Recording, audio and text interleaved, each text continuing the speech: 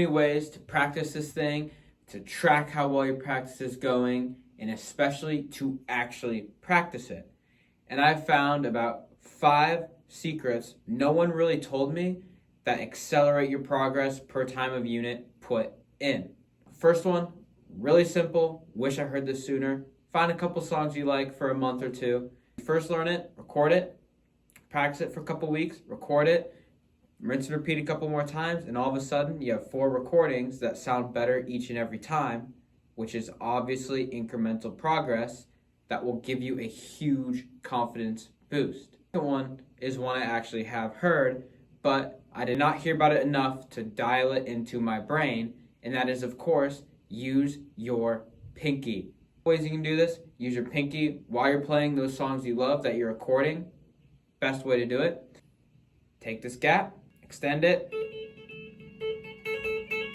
have fun tearing it up. It'll get really easy really fast. Third one requires breaking the bank. If you can't do it, it makes sense, but it is to invest in a loop pedal. This is the one I use. If you're making a backing track in your guitar playing room that you need to solo over, guess what? Now your solos are going to sound a lot fucking better in a band setting and even in a practice setting, because you have that backing track to thicken up the mix and to improvise on.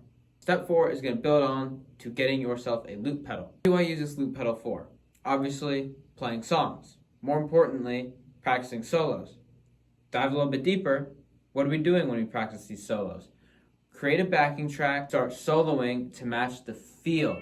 And this is going to be the most important thing, because you're going to get a grasp on how to emotionalize chord changes with a lead part as well, which I have found was the hardest part of learning to solo by far. Technical skill is nothing compared to learning the emotional flow of a real solo.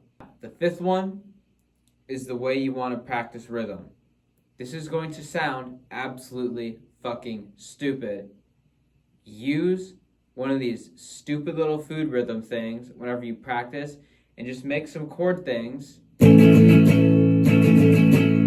just using those rhythms that are broken up into 1/8 notes, quarter notes, and 16ths. And what you're going to find is it just starts implementing into your right hand. And of course, if you say these out loud, it's going to help build the bond between your voice and your guitar, which is important for tracking your own metronome. And also, if you want to sing while playing guitar, this is a really good place to start. With those 5 tips, you should be able to accelerate your progress by means of tracking and doing the proper things the right way. Of course, if you have any objections or things you need me to clarify more, please leave a comment so I can make other videos that can help you with any struggles you have.